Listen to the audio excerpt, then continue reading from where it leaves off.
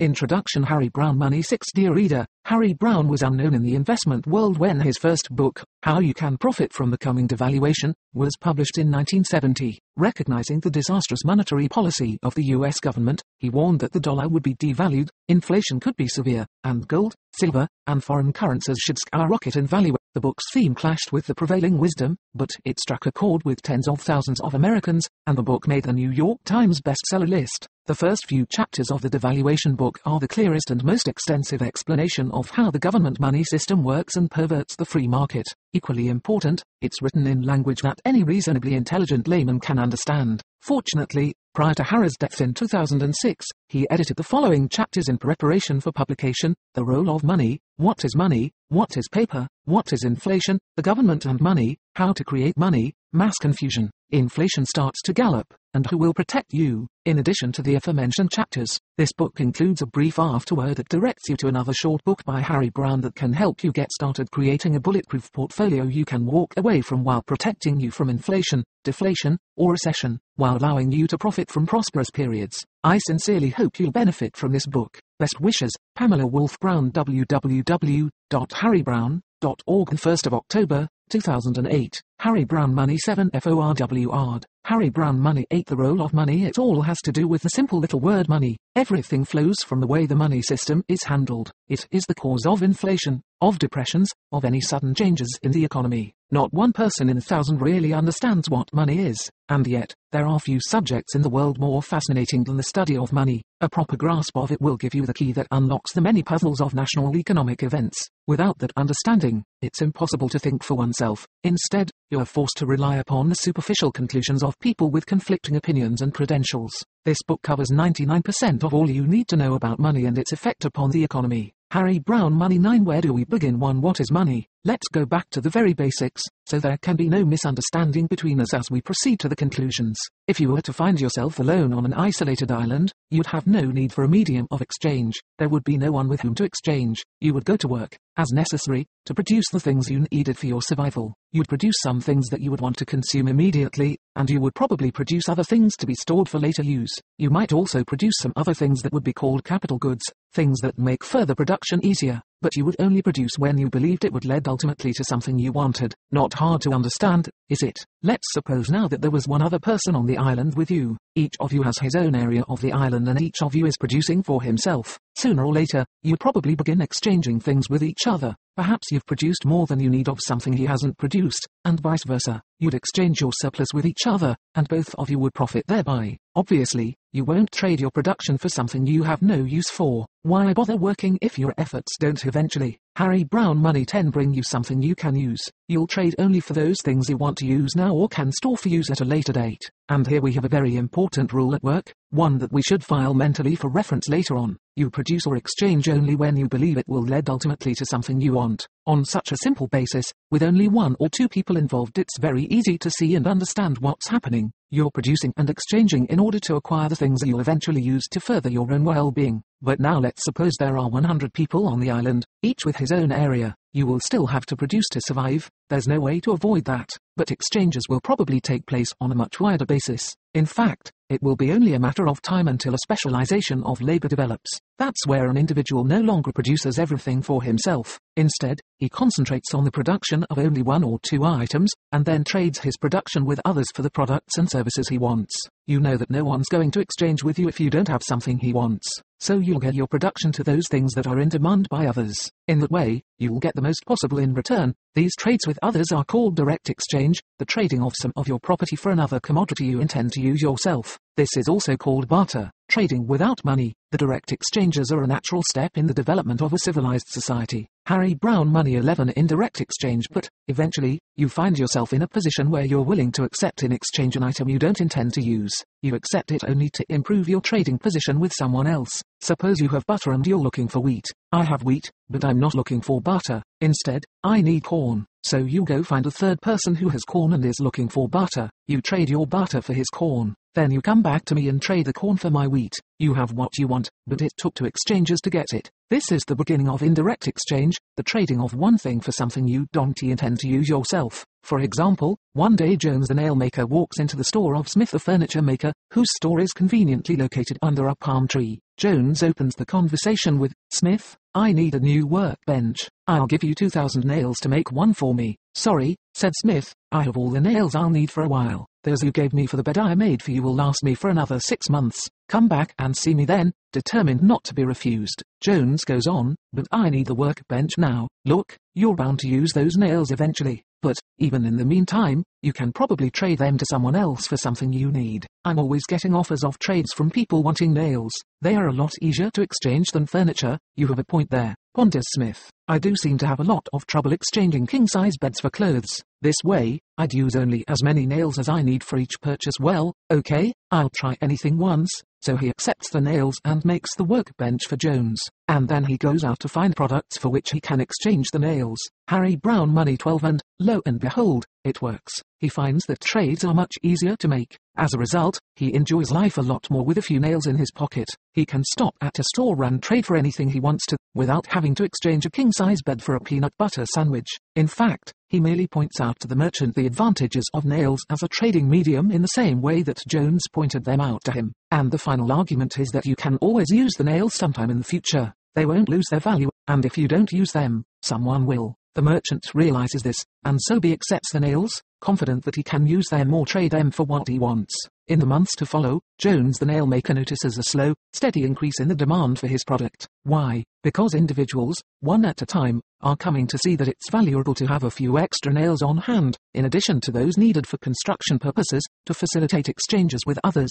Nails seem to most people on the island to be an ideal trading medium, but once there are enough nails around for that purpose, the demand will level off. The nails are not free, they cost Jones his time to make them, and he demands something in return when he trades them with others, so no one's going to pay for more nails than he'll find useful to have. As a result, once there are enough nails in circulation to facilitate exchange, there'll be no additional value from more nails. In other words, like any other commodity, they seek their natural level of quantity, their market price. Let's go back a moment to the point we recognized on page 10. You produce or exchange only when you believe it will lead ultimately to something you want. Smith, the furniture maker, didn't produce the workbench just for the sake of producing. In his eyes, his profit didn't come from the number of beds or workbenches produced. Harry Browne Money 30, neither did his satisfaction come from the number he sold. To be able to say he sold a certain number of pieces of furniture was of no particular value to him. To Smith, the object of it all was to obtain the things he wanted. He produced and sold furniture with only one purpose in mind, to trade it for the specific things he wanted. So he wouldn't make a workbench just to be making a workbench, nor would he accept nails just so he could say he'd made a sale. He agreed to Jones's offer only when he was convinced it was a step toward getting what he wanted, and this is a vital point. Neither production volume nor sales volume is ever the object. It's only what you eventually receive for it that counts. You only produce and exchange when you believe it will lead ultimately to something you want. We will have occasion to come back to this seemingly obvious point as we proceed. But, meanwhile, we see that this simple little trade has been the seed from which exchange is born on the island, and as it naturally grows in use and acceptance, it opens up all kinds of new possibilities for residents of the community. Now it's possible for one man to employ another, paying him with nails instead of with fractions of a house. Now long-term capital investments can be made by trading one's production for nails, purchasing capital goods with the nails, making a new product, and finally selling it. So nails to become money. And what is money? Money is a commodity that is accepted in exchange by an individual who intends to trade it for something else. Money is a commodity, just like everything else that's traded in the marketplace. What distinguishes a money commodity from other commodities is the intention of the recipient to keep it only until he trades it to someone else. It's only a means to a further exchange for that recipient. Harry Browne Money 14. Not everyone intends to trade it. However, some people receive the money commodity, intending to use it for its own natural purpose, in this case, nails for construction purposes. And this brings us to the key word in the definition of money, accepted. The commodity can become money only when an individual accepts it, when someone's willing to take it, confident that he can trade it ultimately for what he wants. You only produce and exchange when you believe it'll lead ultimately to something you want. So you won't accept bamboo reeds, just because someone wants something you have. The commodity to be used as money must already have established itself as being in demand, otherwise, you'd never be sure that you could trade it later for something you wanted. Because of this, the money commodity is never chosen by majority vote, it's never initially imposed upon a community by the government, it's never collectively nor arbitrarily selected. It evolves, one exchange at a time, as one individual and then another decide to accept it in exchange. Governments can only choose to go along with what has naturally evolved in the marketplace. If they stray from that, they are doomed to destruction, for money only takes on value as individuals are willing to accept it. but we'll come back to governments later. To summarize, the money commodity will emerge, one exchange at a time, as each individual sees the commodity, evaluates it, and agrees to accept it, believing this will further his ability to obtain eventually the items he wants. In our island example, the individual accepted the nails because he knew how much they were worth in terms of other commodities, and he knew that, come what may, they'd always be of some value to him. He knew he'd never be stuck with nails, pardon the pun, because he could also use them himself. Harry Browne Money 15. As we've seen, the volume of nails would be determined by the number of nails that proved useful in exchange, together with the normal demand for nails in construction. Beyond that, any additional production of nails by Jones would be worthless to him. More nails would simply lessen the exchange value of each nail, so he'd be working harder, producing more nails, but getting no more in return. If he tried to demand more for his nails than individuals were willing to give, the market value, he'd be inviting competition, for someone else could then offer nails at a lower exchange price, or possibly even offer a more useful commodity as a medium of exchange. So Jones's success will still depend upon his technical ability and marketing sense. He has no special advantage just because he's the man who produces the money commodity. Why gold and silver? It's quite possible that more than one commodity might be used as money, either in the same or in neighboring communities. The only question that matters is, will an individual be willing to accept the commodity in an exchange? But it is only natural that consumers will begin to rely upon the one or two commodities that best satisfy their needs and desires in exchanges.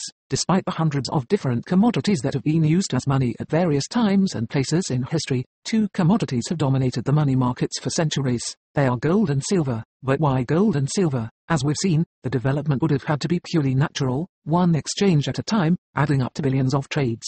No one person or group ever decided that it would be so, but, in retrospect, we can look back and understand why gold and silver become supreme. There are 5 main attributes of gold and silver that give individuals good reason to accept these commodities confidently. Harry Browne Money 16:1. Both commodities are durable. They can be stored for long periods of time, if necessary, without perishing. Obviously, bananas won't do. Imagine saving up for a new car, then going to the closet to take out your savings, only to find they were rotten too. The commodities are easily divisible. As we saw, it was easier to exchange nails than furniture because you could divide the supply of nails into small purchases, and gold and silver can be broken into smaller pieces or used as dust, without harming their inherent value in any way. 3. Gold and silver are relatively convenient to handle. Their naturally high market values make it possible to work with small quantities. Paper wouldn't do, because you'd need so much of it to be worth a desired item that it would be inconvenient to carry and exchange for. Gold and silver are each consistent in quality. Once it has been assayed and its fineness determined, 1 ounce of gold is as good as any other ounce of the same fineness. This simplifies exchange negotiations.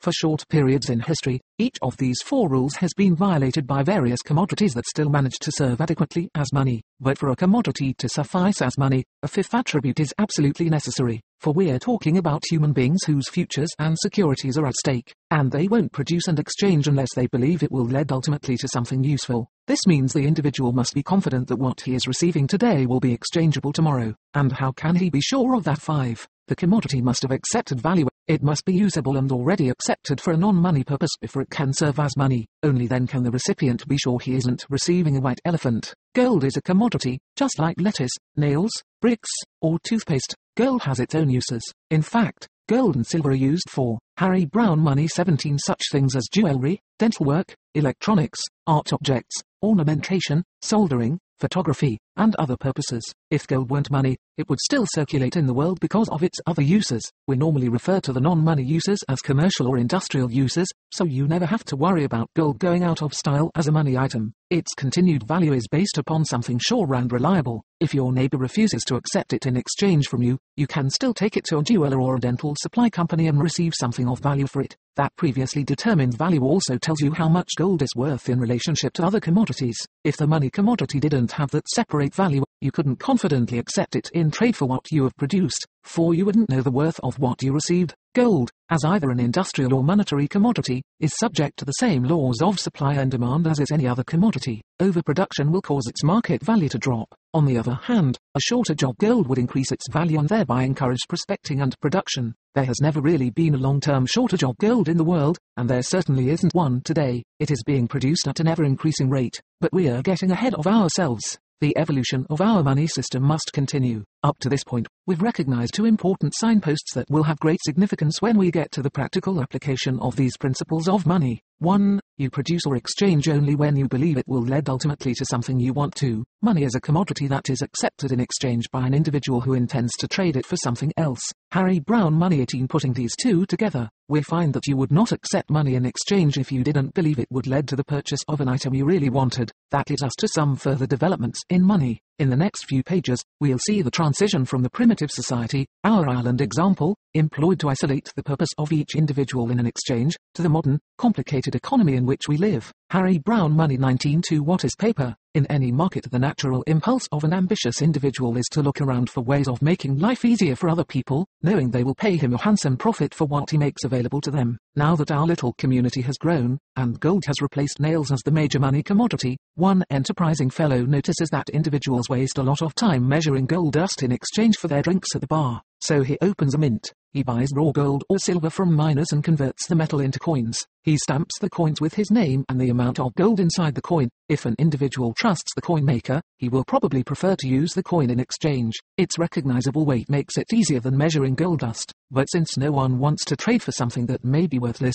he must be sure there's really gold, in the amount indicated, inside the coin. Not only that, he has to know that others will accept the coin, too. The coins must be stamped with the seal of someone who has gained widespread respect in the marketplace, for an individual will be willing to accept the coin only when he's sure of the value of the commodity in the coin. 1 Lexnin Repokot Seal Preposum Heft Fiat Nimrokt Nor Wiwa Oy, Sinshiok Ni 1. Harry Browne, Money 20. Exchanges made easier as individuals trade coins instead of continually measuring gold dust. But the evolution continues. Another ambitious chap opens a warehouse. Bring your gold to me, he says. I'll store it for you in my theft-proof vault. I'll give you a receipt for your gold, so you can claim it any time you want it. I charge only a small fee for the service of storing it for you. This means you can now keep your gold in a safe warehouse, rather than having it at home where it could be stolen. You have the receipts in your possession. You can take them to the warehouse and get your gold whenever you need it. And as the use of the warehouse becomes more widespread, and the integrity of the warehouseman becomes known, the receipts can serve an additional purpose. You can exchange the receipts themselves. Why bother going to the warehouse to get your gold, only to trade it to someone who will probably take it back to the same warehouse for safekeeping? Instead, you simply hand over the receipt to him.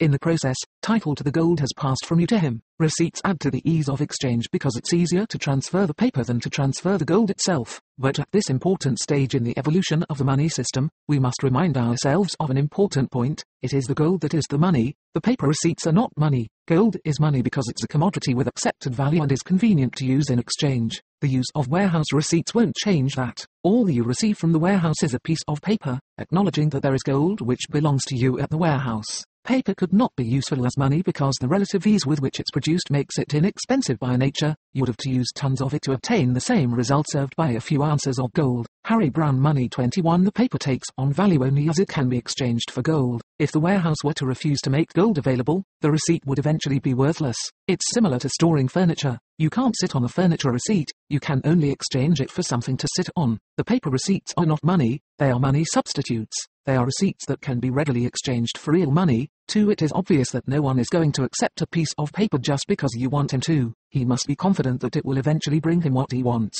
So there are 3 essential characteristics required of a worthwhile money substitute, if it's to retain its value. 1. The warehouse must have a good reputation. It isn't enough that the receipt holder trusts the warehouse. It must have general acceptance in the market. Otherwise, the holder of the receipt will be limited to exchanging it for gold. He won't be able to trade the receipt to someone else too. The real money must be readily accessible. If you couldn't exchange your receipt for gold anytime you wanted to, what lasting value would the receipt have? And that means 3. The real money must be kept out of circulation. If the warehouseman were to spend your gold or lend it to someone else, how could you expect it to be available when you wanted it? If you hold the receipt, the gold in the warehouse actually belongs to you, not to the warehouse.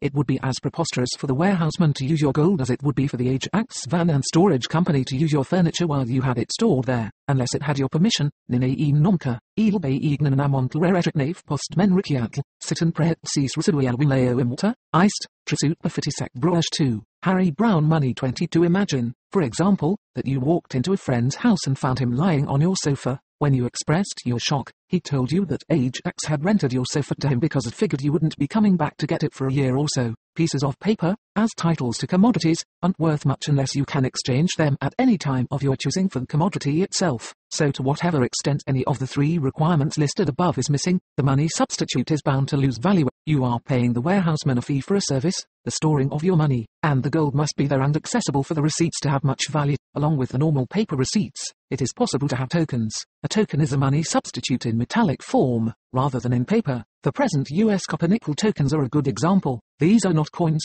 since there is no significant inherent value, perhaps 2 cents worth of metal in a quarter. They are money substitutes. Like paper money, they can only have lasting, constant value if they can be readily exchanged for something of real value. The development of credit. If the warehouse shouldn't be lending out money that belongs to its customers, how can credit ever develop? Easily. Suppose you own some gold that you don't intend to spend for a while. You agree to lend it to your next-door neighbor in exchange for an extra payment, interest, when he returns the gold. Naturally, you know you won't be able to use the money while it is on loan to your neighbor. The essential ingredient of real credit is that one person gives up the use of his money in order to allow someone else to use it. He is paid interest for temporarily getting along without the money. Harry Browne Money 23 warehouses can play an important part in this. The warehouseman can be aware of who needs money and who has it to lend. For example, you agree to leave a certain sum of gold in the warehouse for a definite period of time, 1 year, let us say. To compensate you, the warehouse will pay you interest of 3% on your money. Now that the warehouseman knows you won't demand your money for a year, he can lend it to another customer at 6% interest, repayable within 1 year. You have agreed to give up the use of the money while the other person has it. You both can't have it to spend at the same time. In this case, you will not receive a receipt for your gold, because you have no claim upon it for a year. Instead, you will receive a note that entitles you to pick up your gold plus the interest at the end of the year. Here we have the difference between demand deposits and time deposits. A demand deposit is the storing of your money, for which you pay a fee, in exchange for the convenience of using receipts. You can demand your money at any time. A time deposit is the giving up of your money for a specified length of time, for which you receive a fee, interest, and, of course, the warehouse is merely the forerunner of the modern-day bank. The bank is the place where people store their money and where savings are lent out to obtain interest. So let's substitute the word bank for warehouse, although it won't change any of the principles involved. No matter what we call the warehouse, you'll produce or exchange only when you believe it will lead ultimately to something you want. You aren't going to give up your production or your property in exchange for a piece of paper you think might be worthless. It is possible, of course, to trade for a piece of paper that is becoming worthless without your knowing it. Harry Browne Money 24. If,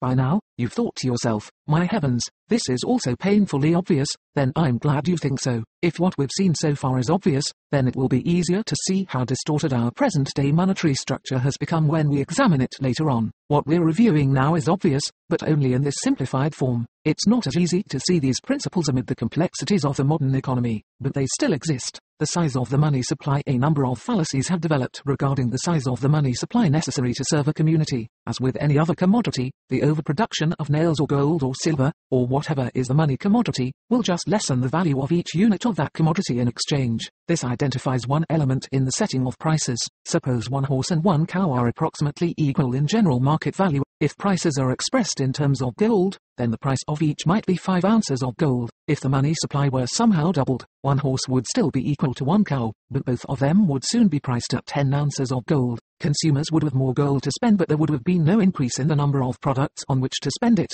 They would inevitably bid more in order to obtain what they wanted from the limited supply available, and this would cause prices to rise to a level relative to the new, larger, money supply. From this we can formulate an equation that shows how the general price level of the community is determined. At any moment in history, there will be a fixed number of goods and services in the market, available for purchase. At the same time, Harry Browne Money 25, there will be a certain supply of money in the hands of prospective buyers, usable for purchases. All the goods and services will compete against each other for the available money, and all the monies will compete for the available goods and services. The general price level will be determined by dividing the available goods and services into the available money, creating a formula: available money supply available goods and services equals general price level, or, expressed in a different way, general price level equals money % goods. This is an abstract equation, meaning that its only purpose is to help us visualize what's happening. We could never hope to know the exact amount of money available for purchasing at any given moment, nor is there even any way to measure all the horses and cows and TV repair services in any uniform way. But the equation serves to show us that the greater the money supply, the higher prices will be, not because a larger money supply makes the products more valuable, but rather because the larger money supply makes the money less valuable. The prices of products are expressed in terms of money.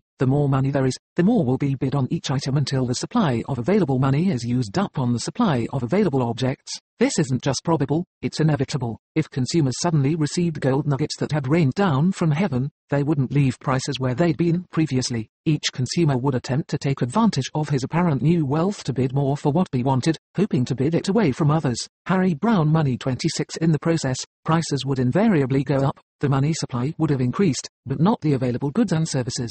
No new wealth would have been created, except to whatever extent gold is in demand as a commercial or industrial commodity. If the money supply decreased, prices would drop. There would not be enough money to buy up the available goods at the old general price level. Within the general price level, there will be wide variations of prices among the commodities as consumers express their preferences. Some prices will even be dropping, while others are going up, as consumers change their minds and rearrange the values they have placed on various items. But the general price index will necessarily result from the amount of money available for spending and the number of objects available for purchase.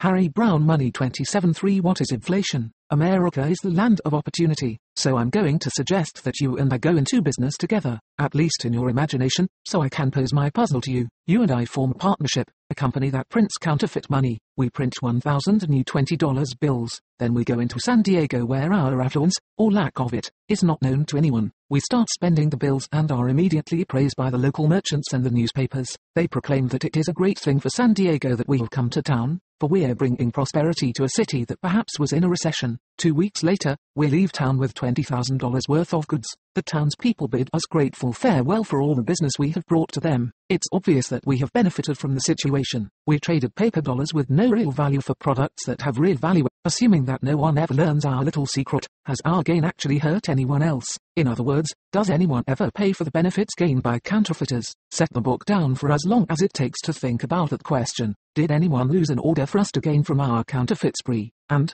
if so, who? What's your answer? Harry Browne Money 28. The merchants who received the counterfeit bills didn't lose. They could pass the bills on to others for things they wanted. Part of our assumption was that no one would discover the counterfeiting. We gained. The merchants didn't lose. Apparently, no one lost. But we've overlooked a few people. Not just a few. In fact, we've overlooked everyone else in the marketplace. For everyone else will lose in order to make this gain possible. We can see this easily as we imagine our car leaving San Diego, loaded with goods removed from San Diego's marketplace. We leave San Diego's residents with less property than they had before we came. There will be fewer goods available to divide up among the people there. In exchange, they received additional paper money that will circulate in the community. But paper money isn't wealth. It simply means there is now more paper money to bid for fewer goods and services. Referring back to our price level formula, we see that the general price level is determined by dividing the available goods and services into the available money supply. Since the money supply has gone up and the goods and services have decreased, the result can only be a higher price level in San Diego.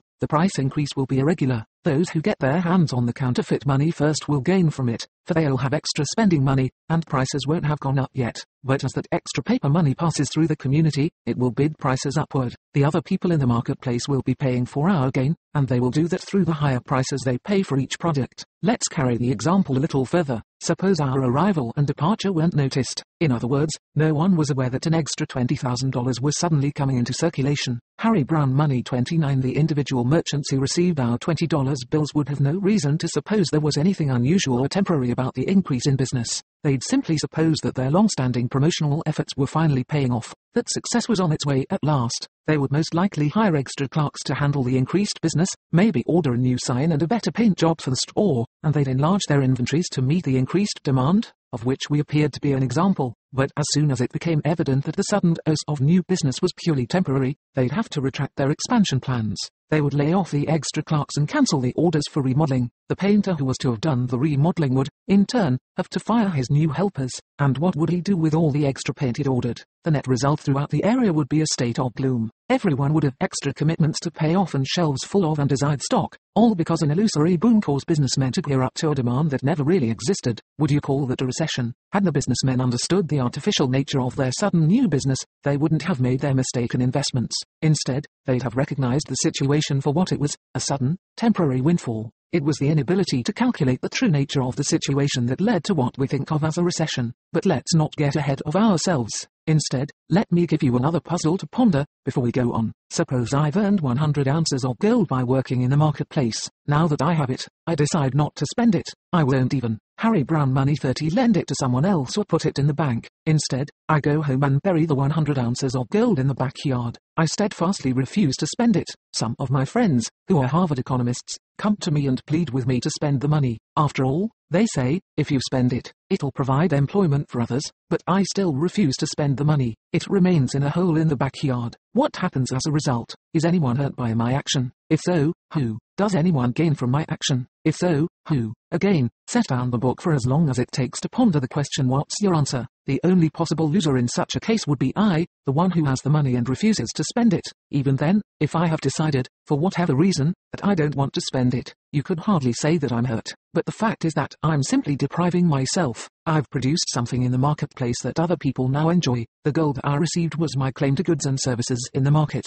When I spend the gold, I'm claiming my reward for the things I've already given to others. If I refuse to exercise that claim, I'm the loser, for I'll have fewer goods and services to enjoy, and, in the process, I'll have left that many more goods and services in the market for others to have. This highlights a very popular economic fallacy. Most people believe the market benefits from my purchase, but that isn't the case. The market as a whole benefits from my production, not my purchase. Harry Browne money 31. When I produce, I add to the total number of goods and services available. When I purchase, I reduce that supply. My purchase is simply the claiming of my reward. If I don't claim it, only I suffer the consequences. Well then, if I choose to forfeit my reward, who will gain? Everyone else will profit from my refusal to spend my money. There will be just that many more goods and services left for the others to split up, since I didn't take my share. And how will that be reflected in practice?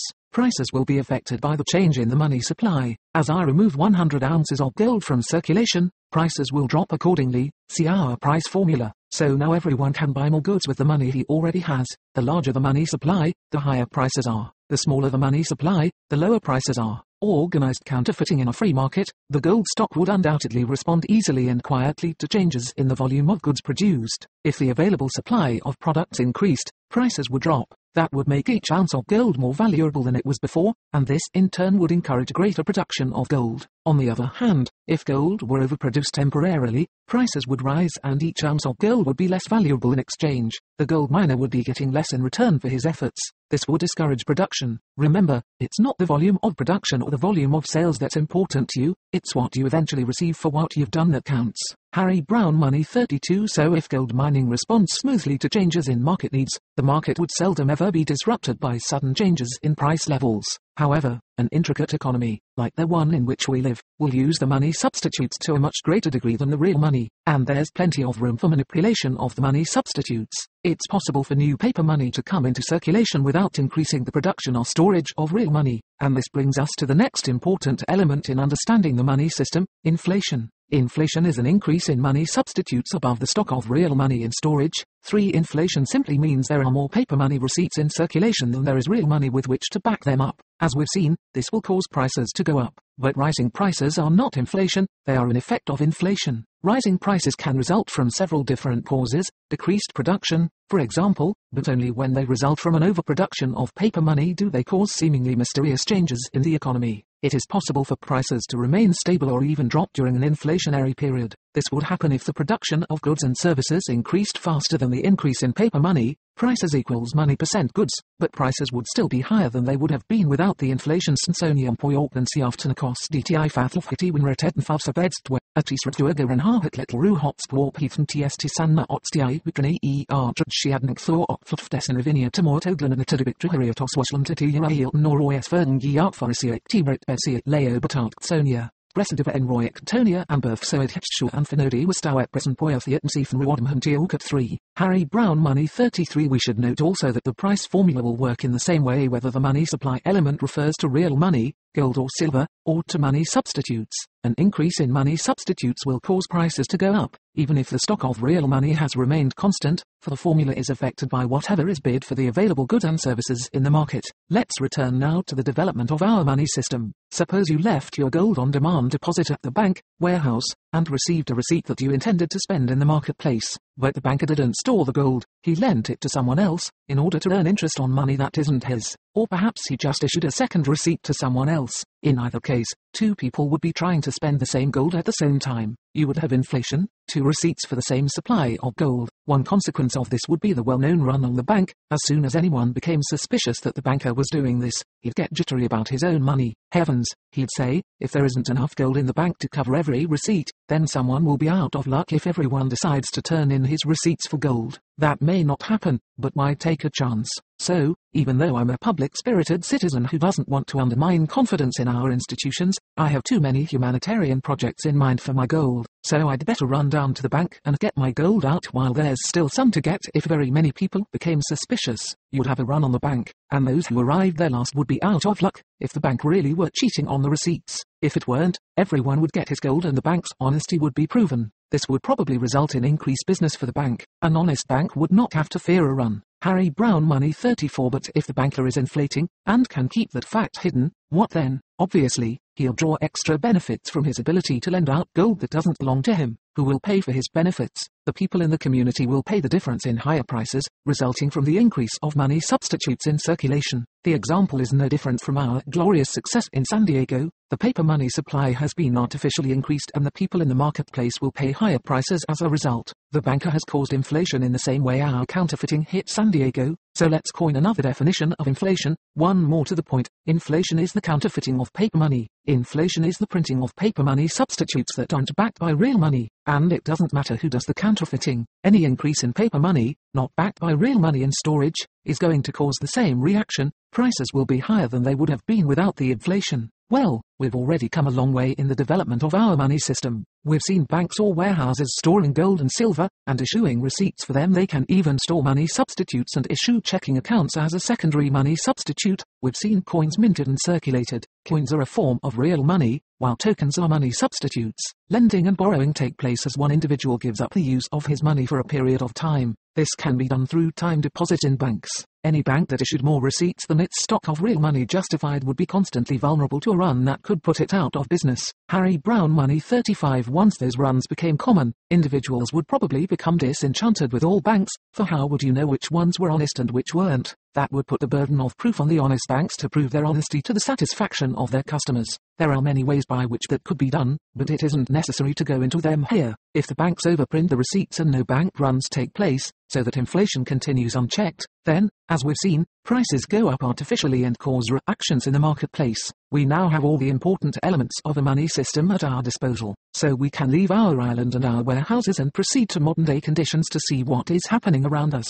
Our examination of the primitive beginnings of money has been useful to us, however, for it has isolated and identified the principles that exist in any economy. By concentrating on a few elements, we have been able to see them more clearly. No matter how intricate the economy, no matter how sophisticated modern economics may become, some things do not change. For example, you only produce or exchange when you believe it will lead ultimately to something you want. Because of that, actions in the marketplace have reactions, causes have effects, acts produce consequences. Harry Browne Money 36. For the government and money, the government eventually becomes deeply involved in any economy. It's not our purpose here to examine the merits or demerits of governmental intervention in the economy. What is of immediate concern is the government's involvement in the money supply. The government inevitably takes over the money system in any country. To understand why this control is so important to governments, we need to digress temporarily. There are three ways for a government to raise the financial resources for its spending activities: taxing, borrowing, and printing. 1. When taxation is the method, it's not hard to see that one man's subsidy from the state is another man's tax. The total amount of property in the society hasn't increased, it has only been redistributed according to the government's wishes. 2. If the government borrows the funds it spends, nothing changes. Eventually the funds will be due for payment. That means the taxpayers will pay the bill, or else the loans will be repudiated, which means the lenders pay instead of the taxpayers in general. We should also notice that, in the short term, the resources the government has borrowed could have been used in the private sector of the economy. These resources have been removed from private users emphatically as if they'd been confiscated through taxation. Private investment has been curtailed by the amount of the government's borrowings.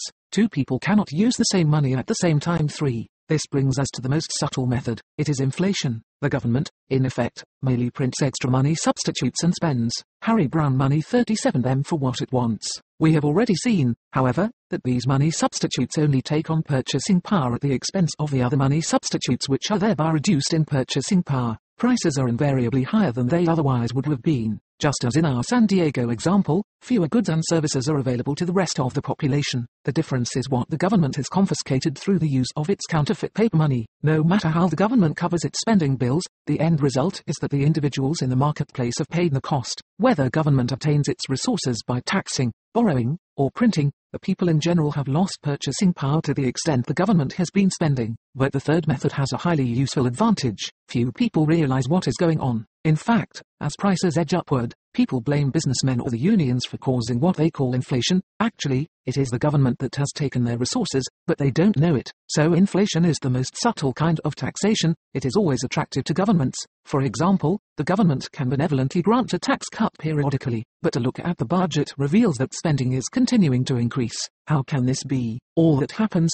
of course, is a shift in emphasis from method 1 to method 3, from taxing to printing. Whenever the government spends, the people must give up something. You can't create something out of nothing. This brief digression demonstrates why controlling the money system is so important to any government. With this control, it can tax through inflation. Harry Browne Money 38 The inevitable takeover. Although the details will change from one country to another, we should be able to draw a composite picture of a government moving into a position of control over the money system. This takeover will be in 6 basic steps. 1. The first step is for the government to go into the warehouse business, issuing its own paper money. In no time at all, it succumbs to the temptation of step 2. 2. It prints more receipts than its gold stock justifies. This, of course, is inflation. In doing so, however, the government runs into our basic rule of money: you only produce or exchange when you believe it will lead ultimately to something you want. This means that individuals aren't going to accept the government's inflationary money receipts when they can get more valuable receipts from other sources. 3. Eventually this prompts the government to declare itself to be the monopoly warehouse for gold.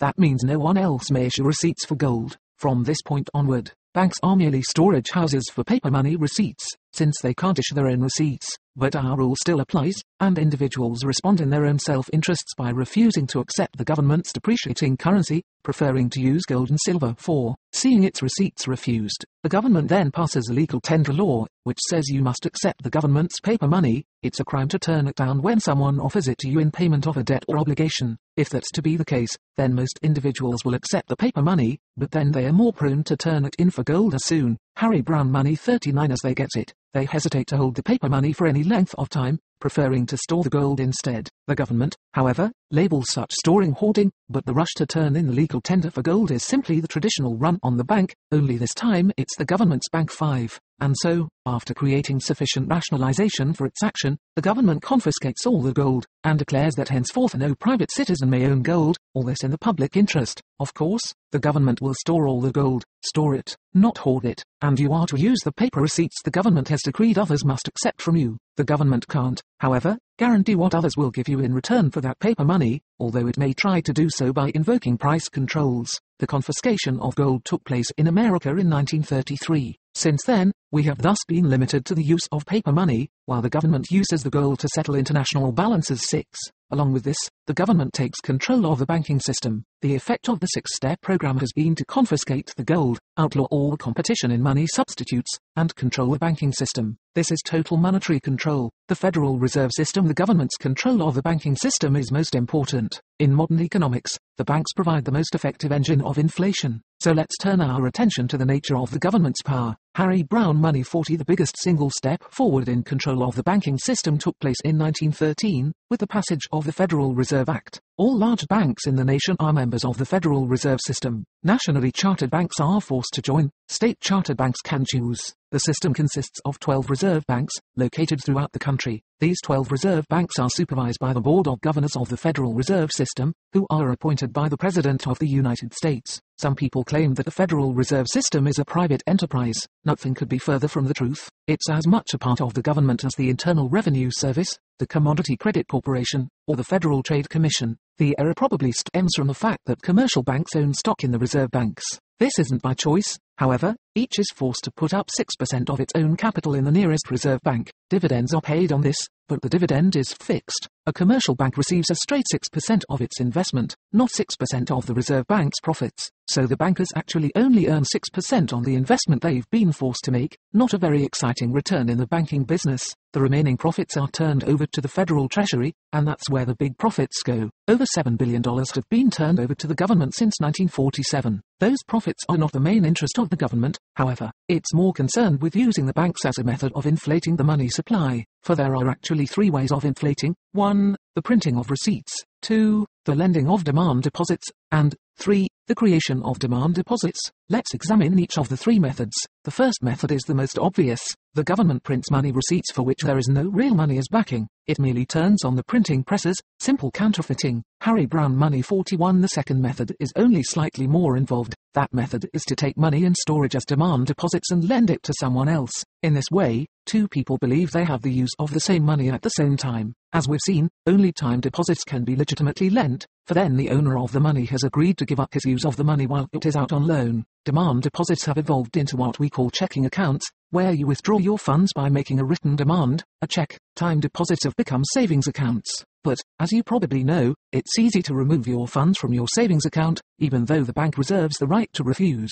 As it turns out, then, in both checking and savings accounts, banks are lending out funds that are there purely as storage. No one has agreed to give up the funds for a specified length of time, except in special types of accounts, such as certificates of deposit. In order to understand the effect of this practice, let's suppose you decide to attend an auction. There's a group of vases there you like. They've been selling at past auction for about $50 a piece. So you deposit $100 in your checking account, hoping to acquire 2 vases and pay for them with a check. The bank, meanwhile, follows its normal practice and lends out $90 of your deposit to someone else. You arrive at the auction and start bidding. When you bid $50, you expect to have won the first vase. But, surprise, someone across the room bid $60, and so you have to bid higher. The bidding continues until he bids $90 and you finally bid $100. At that point, he fails to respond and the vase is yours. But a vase you'd expected to buy for $50 has cost you $100. So you get only 1 vase with the money you'd expected would buy 2. After the auction, you walk across the room and talk with your adversary. In the process of the conversation, he tells you that he, Harry Browne Money 42, borrowed the money he used to bid against you. In fact, he borrowed it that very morning at your bank. You discover that he's been bidding the price up against you with your own money. The bank has taken your funds, lent them to someone else, and allowed your funds to bid up the price you have to pay. That's a simplified example of how the lending of demand deposits causes inflation. In the same way, banks lend out deposits, causing prices in general to go up, to the disadvantage of those who deposited the money in the first place. But there's a third way to inflate, a way that's even more incredible. We'll examine that method in the next chapter. Harry Browne Money 43.5 How to create money. Have you ever borrowed money at a bank? If so, think back to the occasion. When the loan was approved, did the banker go to the vault, count out the money, and hand you the loan in cash? Probably not. More likely, he handed you a deposit slip, showing that he had credited your checking account with the amount of the loan. If you didn't already have a checking account, he probably asked you to open one as a condition of the loan. In either case, there was no requirement that currency be available to you. All that was necessary was for him to enter a figure in a ledger, crediting you with X number of dollars. In other words, he may not even have had the cash he lent you. But how could a banker do this? To understand, we need to take a brief look at what is called the fractional reserve banking system. The Federal Reserve System establishes reserve requirements for commercial banks. In recent years, city banks have been required to keep at least 1,612% of their checking account deposits on reserve at the nearest reserve bank. Rural banks have a lower reserve requirement, 1,212%. Savings account requirements are even smaller. To simplify the explanation, we'll concentrate on the city banks. Any bank in a metropolitan area must keep approximately 1,612% of its checking account deposits at a reserve bank. Suppose, for example, that the bank's records show that its customers have $100,000 deposited in checking accounts. The bank must then have at least $16,500 in cash on deposit at the reserve bank. Harry Browne Money 44. The superficial purpose of the reserve requirement is to prevent the bank from lending out so much of its deposits that it would be highly vulnerable to a run. But, in practice, the result works out to something quite different. Since our partnership in the counterfeiting business was so successful, let's try another venture. This time let's open a bank. On Monday morning, we open our doors for business for the first time. The local newspaper carries our advertisement for people to come in and deposit their funds. The result is that we receive $1,000 in deposits the first day. On Tuesday, we advertise for people to come in and borrow money from us. After all, we intend to make our profits by lending out the deposits and earning interest. Since our reserve requirement is 1,612%, you'd expect that we'd send $165 of our new deposits to the Reserve Bank and lend out the remaining $835.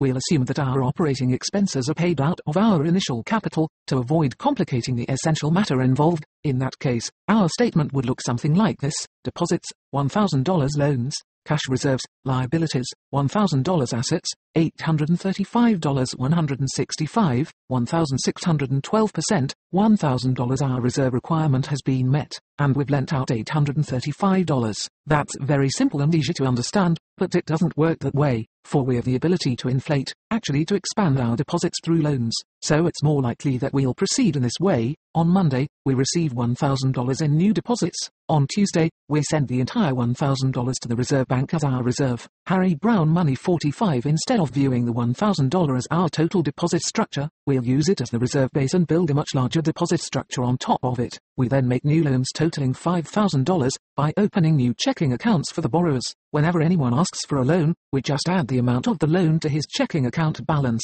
Our statement would then look like this: deposits $6,000; loans, cash reserves, liabilities $1,000; assets, $5,000; 1,000, 1,612%, $6,000. In other words, we'll grant loans by issuing deposit slips for money we don't actually have. No one usually asks for currency, anyway, at least not enough people to make a difference. In the process, we expand our deposits by $5,000 to a total of $6,000, and we have a corresponding figure of $5,000 worth of loans on the other side of the ledger. Our financial statement balances, our books are in order, and the reserve requirement is being met. We've just done our bit to ease the tight money situation. This is the third method of inflation, the creation of demand deposits. It's somewhat similar to the second method, the lending of demand deposits. Method 3 is much simpler and faster. However, we just create the new deposits on top of the reserves. But there must be a flaw in all this somewhere. Aha! What happens when the borrowers go out and spend their new checking account deposits? After all, they are not seeking the loans just to have funds sitting idly in checking accounts. They have something in mind for those funds. They'll spend them by writing checks. Eventually, the town's merchants are going to deposit these checks in their banks, and those banks will come back to our bank and Harry Browne Money 46 say, "Give us cash for these checks issued on your bank." What happens then? We don't have the cash to give them. We never did, and we'd be in real trouble at this point, except for one little thing: the other banks have been doing the same thing we have. They've been inflating their deposits, and so we've collected a lot of their checks, too. And so our checks are cancelled out by their checks,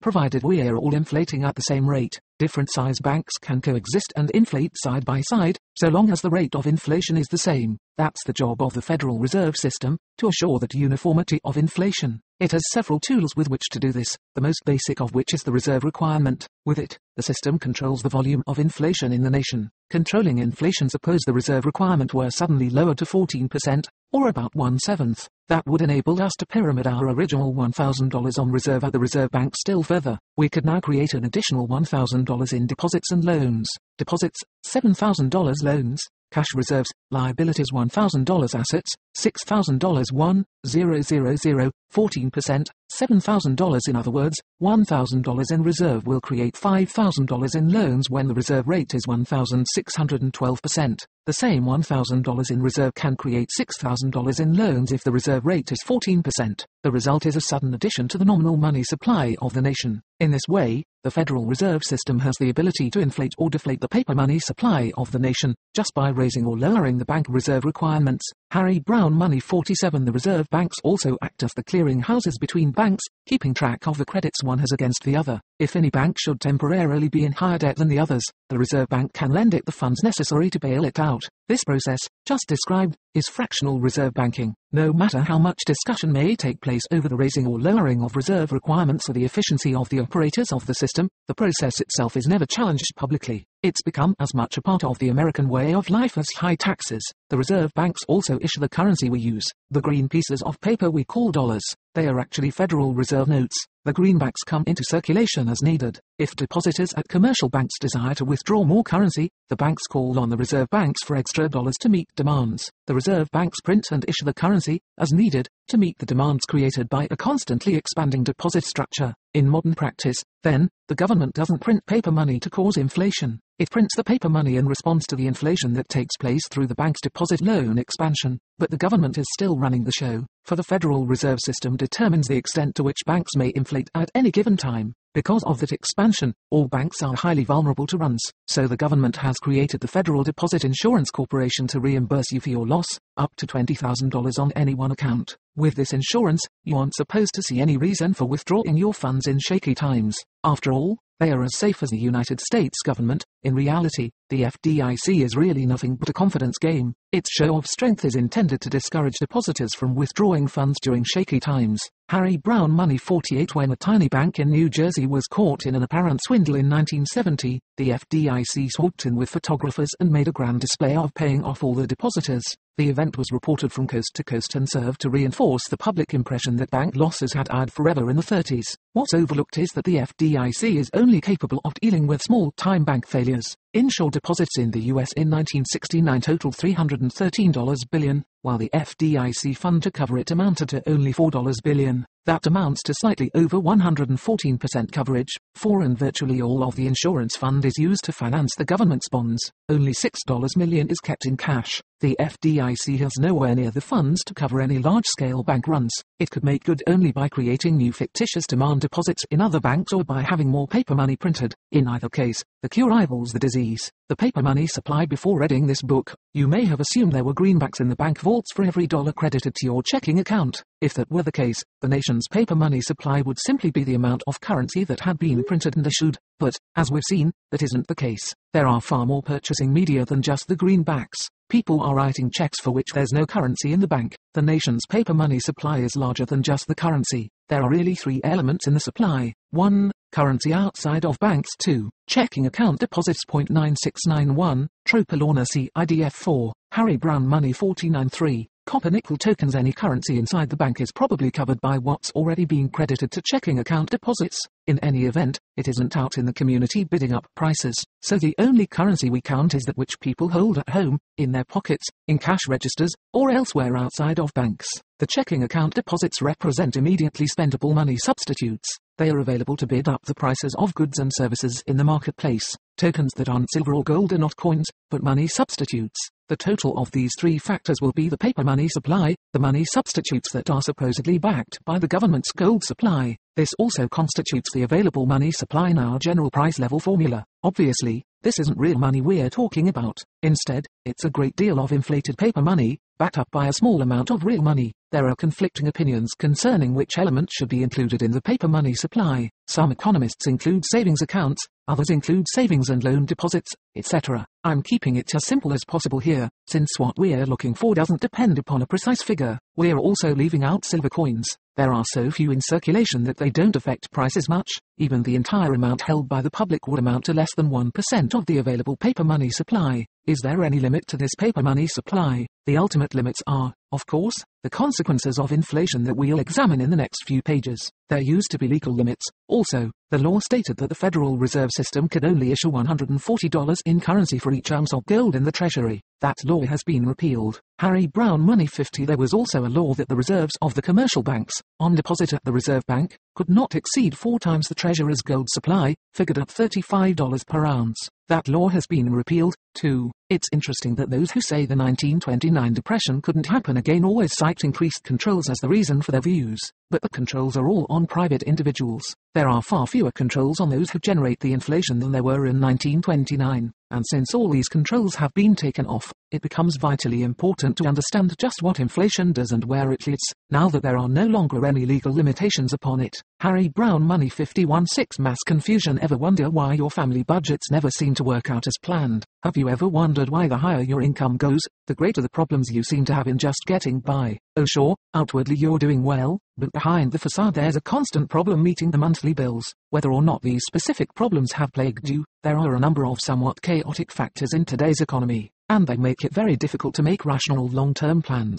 To see things more clearly requires getting a broader perspective, standing back from the immediate problem. We've seen that inflation, in the short term, pushes prices upward. Prices aren't necessarily higher than they were previously, but they are always higher than they'd be without the inflation. And there will always be a sudden upsurge in demand at the specific points where the inflationary paper money is entering the community. The chief entry points in our economy today are 1. Through government spending, defense contracts and subsidies, and 2. Through bank loans to businesses and consumers. The recipients are getting extra paper money that wouldn't have been theirs in the absence of inflation. They respond by gearing production up to a level that didn't exist before. Businessmen order new capital equipment and add workers to the payroll. In the process, their purchases create new demands on other companies and industries, affecting them in much the same way the inflation recipients have been affected. It might almost be called a law of nature that no one ever gets new income without raising expenses accordingly. Businessmen start Harry Browne Money 52 offering their suppliers more money to get deliveries faster, and they start bidding workers away from competing companies.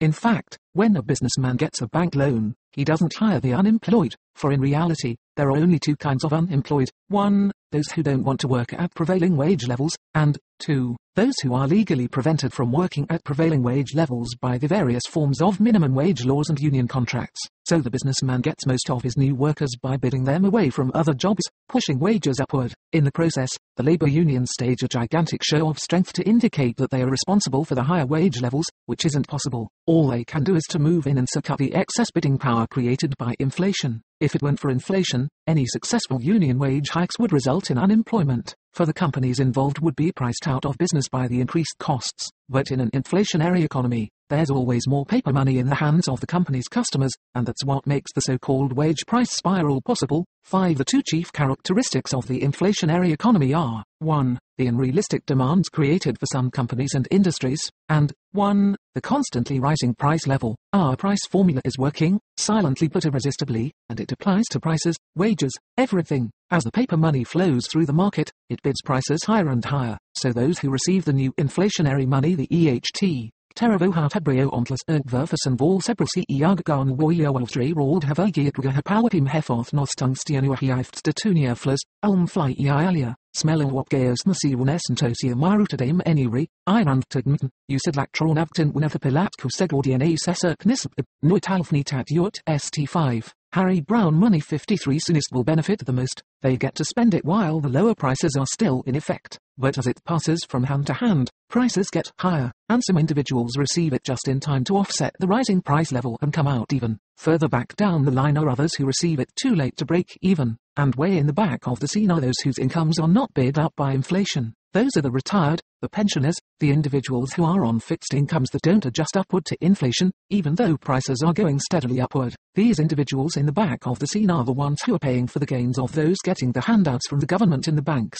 Every gain received by a handout recipient must be accompanied by a loss to someone else who must now pay more for everything. Inflation amounts to nothing more than a redistribution of the wealth, a distortion of the purchasing pattern that would have taken place in the free market without inflation. Some people get greater purchasing power at the expense of others whose paper money will no longer buy as much, and yet, in the short run, inflation seems to be producing a boom. Prosperity appears to hit the economy when the government pumps new inflationary paper money into circulation. After all, you have to admit we've never had it so good. This is just another example of the visible gain and the hidden loss. The so-called gains from inflation are always spectacular, while the losses are generally hidden from view. So let's go behind the scenes and see the actual sequence of events produced by inflation. A day in the life, each consumer is trying to satisfy his most urgent desires at any given time. He'll allocate his limited income on some basis, hoping to maximize his own objectives, whatever they may be. Harry Browne Money 54. Let's take a hypothetical engineer, working in an aerospace company. His take-home pay, after taxes, is $800 per month. Here's an imaginary value scale for this consumer. $800 monthly budget 1, food 2, housing 3, clothing 4, education 5, transportation 6, medical 7, entertainment 8, savings 9, swimming pool 10, yacht etc. $100, 200, 150, 150, 50, 150, 100, $300, 800, total $900 total. He has certain wants that must be satisfied: food for his family, a house with utilities and other things that go into it, clothing, education for his children, a car or two, medical expenses, and a certain amount of entertainment. With the $50 left over after taking care of these objectives, he feeds a savings account for the future. Notice that there are numbers on this imaginary value scale. They're important, because the 8 or 10 items listed here aren't the only things he'd like to have. There are hundreds of other things in the world he'd love to have, if he only had the money. As a matter of fact, we can see that he'd very much like a swimming pool, but it's just out of his reach. He's also wanted a yacht, but his $800 per month will only go so far. He gets down to item number 8 and the budget is used up. It isn't that he can't buy the swimming pool or the yacht, but he's not willing to give up more important things to get them. Instead, Harry Browne money 55, he spends an hour or two a day at his desk dreaming of the swimming pool that he knows he can't afford. But one day the boss calls him into his office to tell him some good news.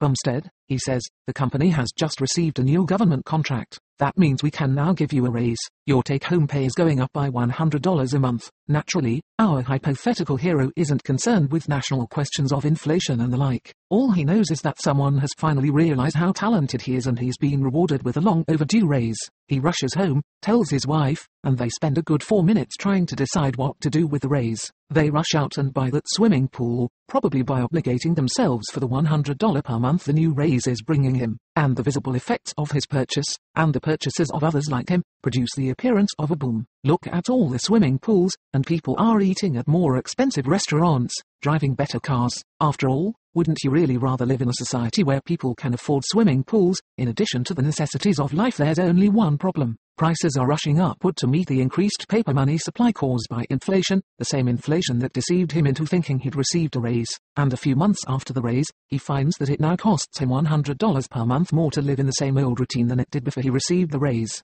The raise has been completely absorbed by inflation, as the 8 most important items on his value scale have gone up in price. It now costs $900 per month to do what previously cost only $800.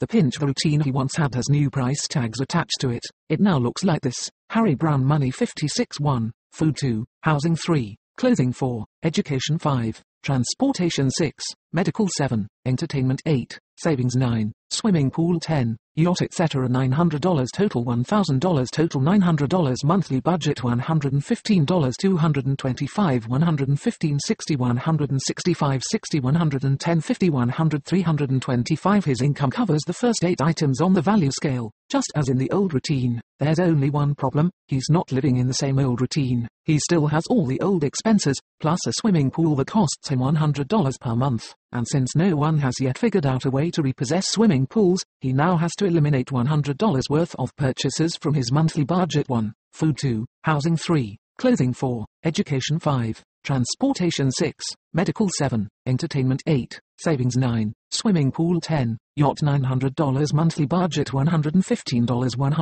$225, $115, $160, $165, $60, $50, $110, $60, $50, $35, $100, $325, $900 total etc. Harry Browne money 57. This means he'll have to go without something he would ordinarily consider a necessity. Changes will have to be made in order to cram the pool into the budget, now that prices have gone up so much. For as long as it takes to pay off the pool, he'll have to go without some of the things he'd always taken for granted. He's now purchasing what he used to, plus a swimming pool, less some things he considered more important than a swimming pool. What, then, is the net effect of inflation on his life? He now purchases approximately as much as before, but the distribution of his purchases has been artificially altered by the curve he was thrown by inflation. Had he been given a clear-cut choice, he'd never have bought the swimming pool. He'd have chosen his former routine as he did until inflation distorted his decisions.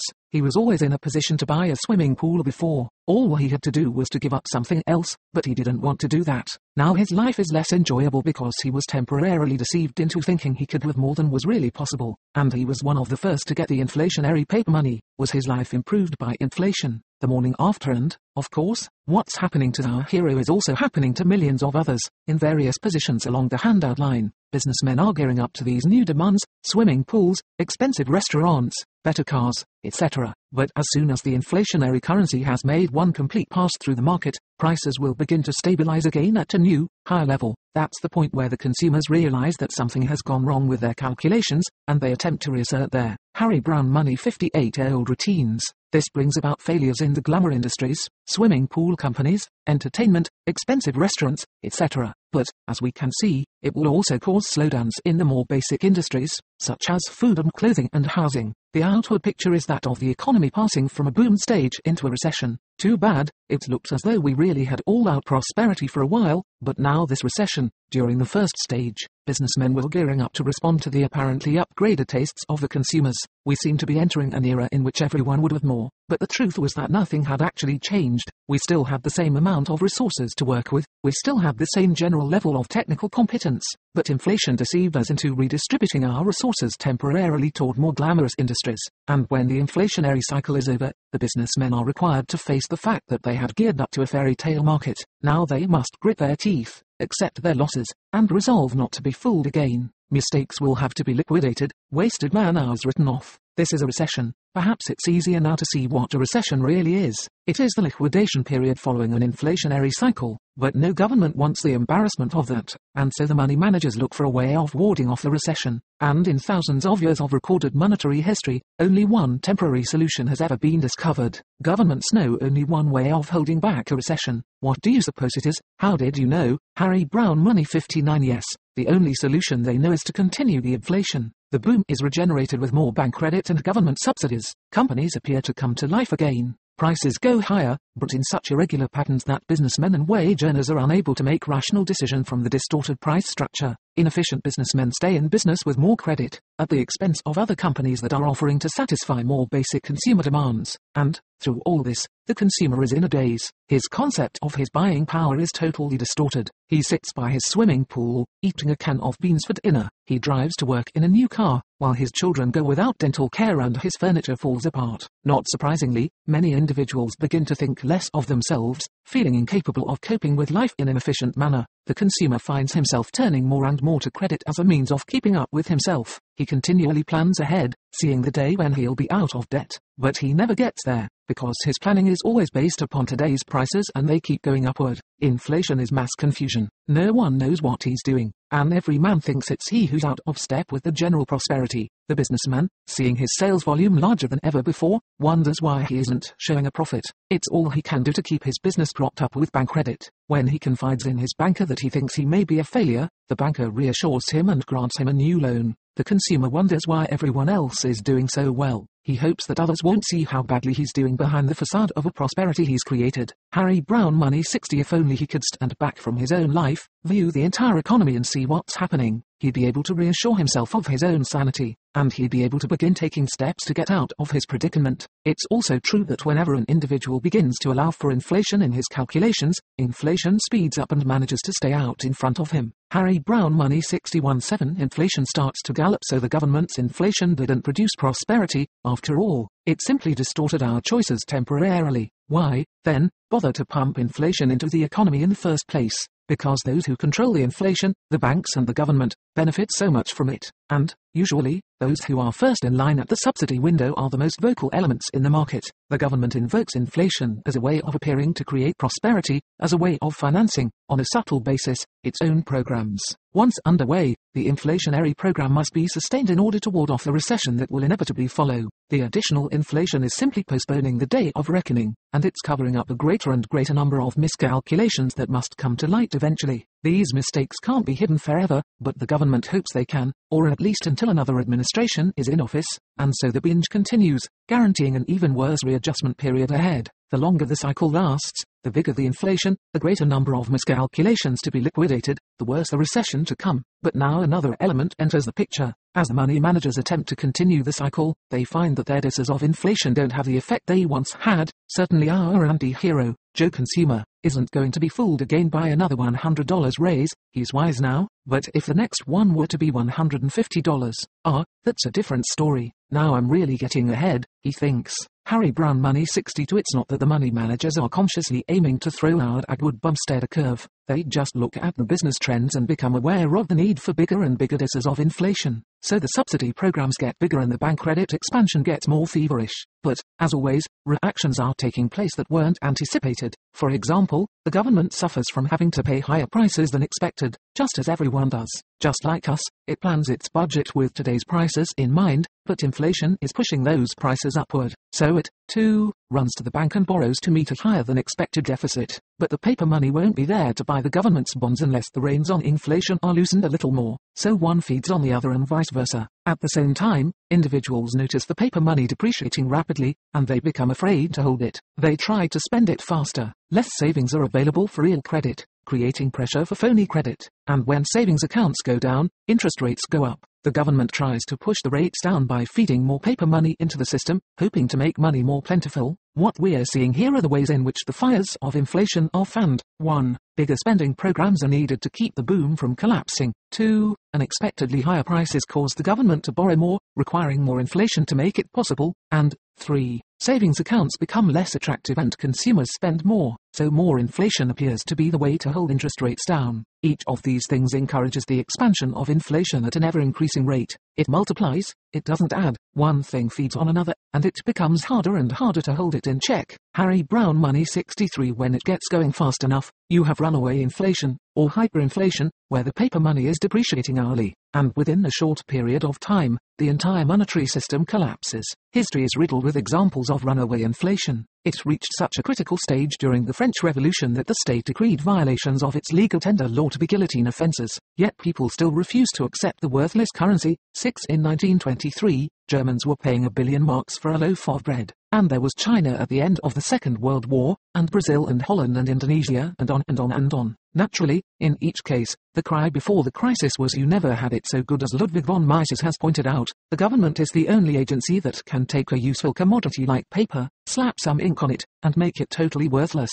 Poison or hanging. Somewhere in this fool's paradise, the money managers reach a critical fork in the road. After having inflated steadily, they reach a point where all the many alternatives that were once available have disappeared. There are only two dismal alternatives left. One choice is to continue inflating, but by this point, it's gone too far. Further inflation means they'll lose control completely and runaway inflation will take over. But the only other alternative is to stop the inflation, and that will bring to light all the miscalculations of the past. It means an embarrassing liquidation period ahead, only it won't be just a recession. Now inflation has gone so far that the readjustment period artik nievro fritnasinonia shiad laflanfilianeo manchuri foswari otashi wh nias axit nulil rednix aenn IO 6. Harry Browne Money 64 will be a full-scale depression, with widespread business failures, unemployment, and bank closings. In fact, at this point, it doesn't require a deflation, removal of paper money from circulation, in order to cause a recession. It doesn't even require an end to currency expansion. Just slow down the rate of increase and you bring on the depression. So this is their choice now, runaway inflation or depression. The money managers may not even be aware that they've arrived at that juncture. They may go right on inflating, unaware of the consequences. But once they've reached that fork in the road, it's far too late to turn back and correct their mistakes. The gold reign while all this is going on. The money managers are also fighting on another front. Inflation makes many people jittery about the future of the currency,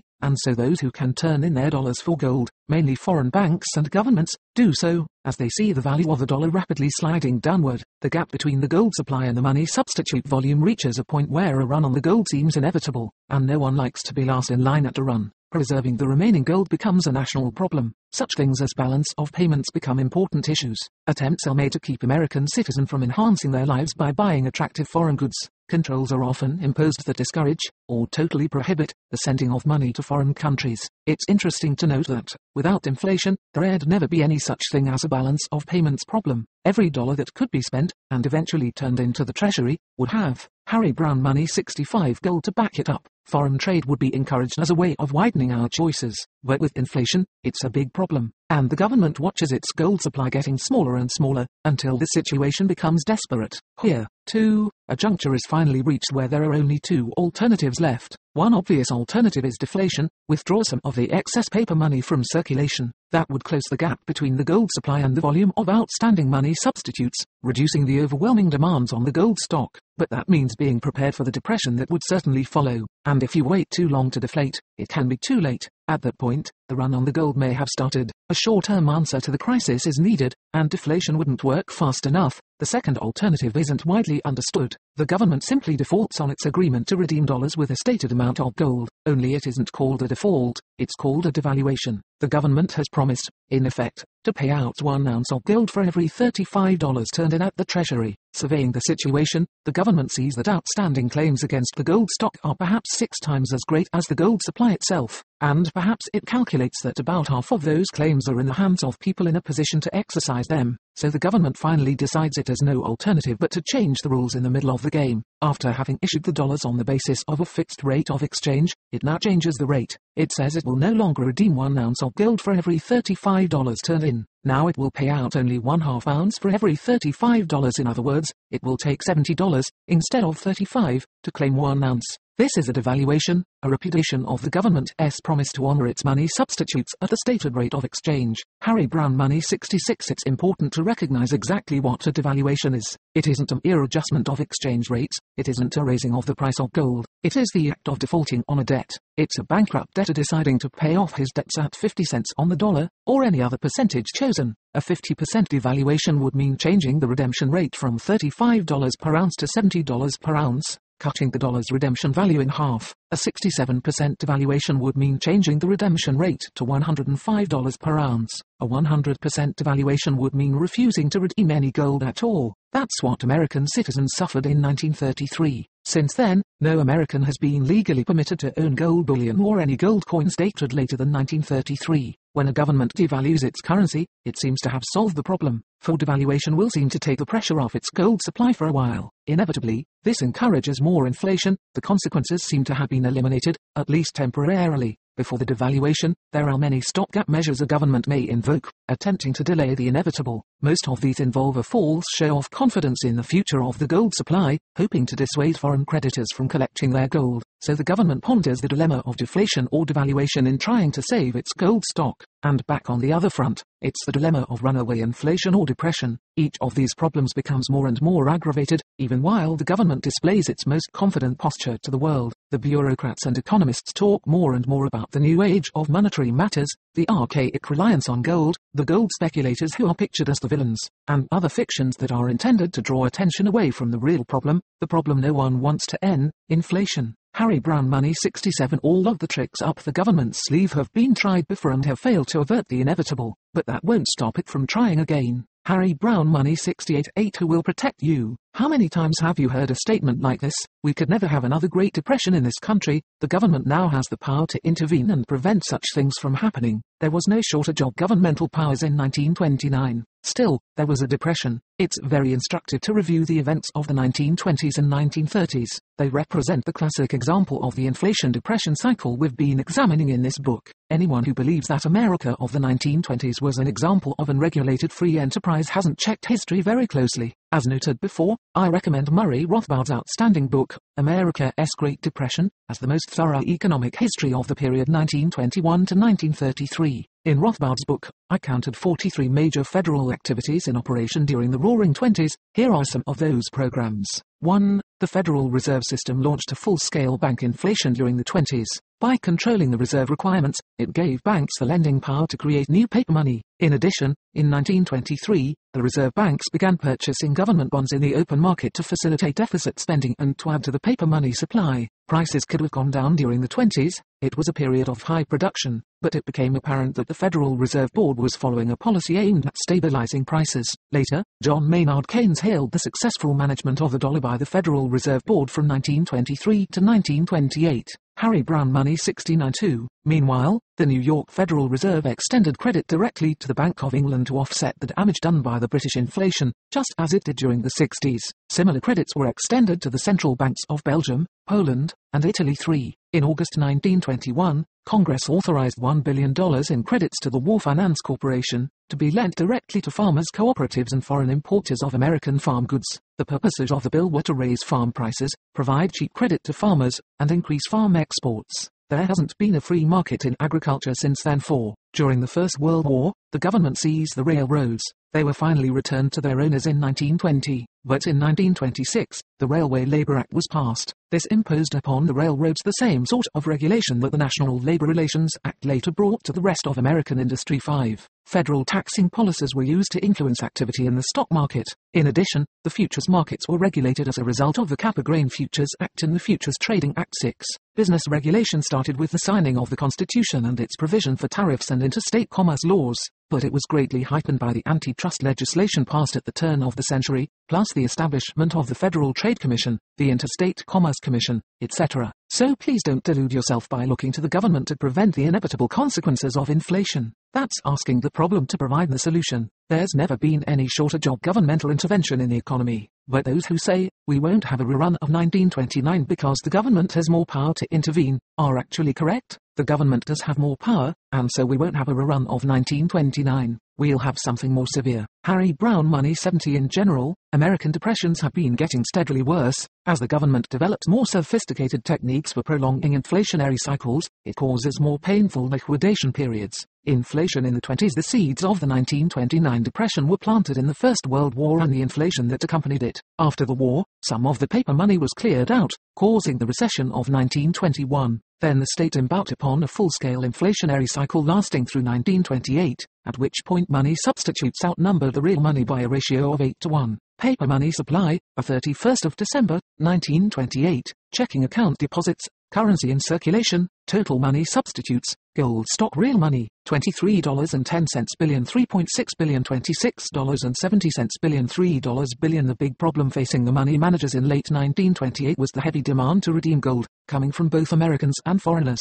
The Federal Reserve Board chose to meet the issue by deflation, rather than by devaluation. The inflationary cycle ended and the inevitable miscalculations started coming to light. The stock market. It's important to realize that the stock market, like everything else in the economy, displays the effects of inflation. In fact, it's a particularly sensitive indicator of paper money in circulation because of its liquidity, its constantly changing price structure. Harry Browne Money 71. The stock market not only responds to inflation, it also benefits from it. It's like the swimming pool industry. It's an ideal investment receptacle for people who've been led to believe they have more money than they really do. In an inflationary cycle, many people who have no business investing think they have the funds to do so. This pushes stock prices up faster than the general price rise. Other people, viewing the stock market from outside, see it as a way to beat the depreciation of the dollar. They withdraw their savings from banks and buy stocks instead. The availability of margin credit adds to the number of people betting on higher stock prices. But margin credit isn't the culprit of the stock market orgies.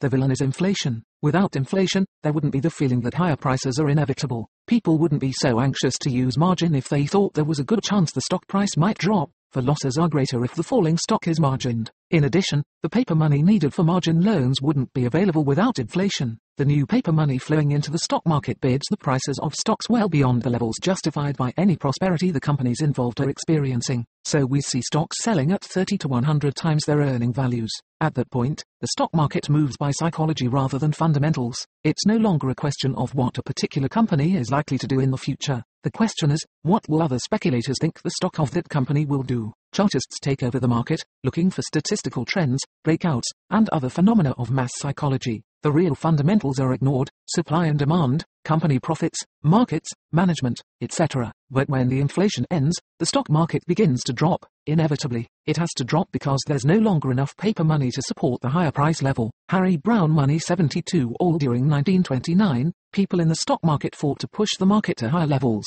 They succeeded temporarily, despite the deflation beginning around them, but the break had to come. By October, the point had been reached where it was literally impossible to support the old price levels. The paper money just didn't exist anymore. The panic on the 29th of October wasn't the cause of the depression, nor even the beginning of it. It was simply the irrefutable signal that there was a depression in progress, that the dream world had ended. The price was about to be paid for years of tinkering with the money supply. All speculative orgies are the result of inflation. Neither stock booms nor land booms could be sustained without inflation. There just aren't the resources available for people to buy at any price unless inflation is pouring paper money into the economy. And the booms always collapse when the inflation ends. The depression begins surprisingly. Once the inflationary cycle ends, there doesn't have to be widespread misery. The greatest losers will be the businessmen who have large sums of capital tied up in production facilities and inventories that aren't needed. With the inflation over, prices and wages will drop to whatever realistic points are required to get things moving again. Unwanted inventories will move at some price, and workers can be employed at some wage. No matter what the state of the economy, there are an infinite number of unsatisfied human desires, thus, there's always a market for someone to work to satisfy them. But what distinguishes a painful depression from a mild recession is the inability to get it over with. If the government has enough control over the economy, it usually will use that power to prevent wages and prices from falling to their natural levels. For some strange reason, high prices and high wages are assumed to be symptoms of a healthy economy, whereas they are only symptoms of inflation. Harry Browne Money 73. And so everything is done to hold the price level up, even though it isn't possible to trade at those higher prices, and, in the process, the economy comes to a dead stop. You can't have a world of high price levels when the paper money needed to support those levels is no longer there. The 1929 Depression evoked the ultimate in governmental interference. Herbert Hoover has been characterized so often as a do-nothing president and the symbol of the rugged individualist, but that isn't true. He reacted to the Depression by calling for a fantastic program to keep wages and prices high, and to prevent the liquidation of mistakes. He vowed to reverse all previous governmental policies in fighting this depression, and he did. In the process, he succeeded in keeping the economy immobilized. When Franklin Roosevelt ran against Hoover in 1932, he castigated the president for his big government techniques. He promised to cut the size of government and to let free enterprise make its way out of the depression unhampered. Naturally, that never happened. Politicians only call for the reduction of powers they don't hold themselves. Governors, in general, are for states' rights. Presidents are for federal rights. If you want to change a governor's attitude toward federal power, make him president. Roosevelt decided on a different policy from that pursued by Hoover. However, he was anxious to get the engine of inflation going again. But there was still that strain on the gold stock, so he removed the pressure by prohibiting Americans from owning gold, a 100% devaluation, and then devalued the dollar by 41% for foreigners. This gave him clear sailing to inflate with a vengeance, and he did. Harry Browne Money 74. But he continued to force wage and price levels as high as possible, and they managed to stay ahead of the inflationary push. So nothing happened. At the end of the 30s, there was still no improvement, and by the time, the economy was tied up in red tape. Finally, the preparation for war created an all-out inflation that broke the price-fixing logjam, and things began to move. Since then, we've been on one long inflationary spree. Each attempt to slow down the cycle has been met with a recession and a quick return to more inflation. The mistakes being piled up are enormous, and the problem has reached far greater dimensions than those that existed in 1929. The next time you read that we're in the longest sustained boom in American history, you must remind yourself that, unfortunately, this means we are awaiting the worst depression yet. The boom is unreal, but that doesn't mean that all the prosperity is. America's great productive strength has grown steadily since the Industrial Revolution. It's the growth in technical proficiency that has brought us prosperity. That growth is the only meaningful kind of progress in the real world. To whatever extent there is inflation, to that extent the prosperity is diminished. How can one believe that the hundreds of billions of dollars spent on wars and foreign aid and welfare can possibly produce prosperity? That capital and energy and time could have gone into building things that actually improved our standard of living. Instead, the resources have been diverted into non-productive enterprises that reduced what we'd have had otherwise.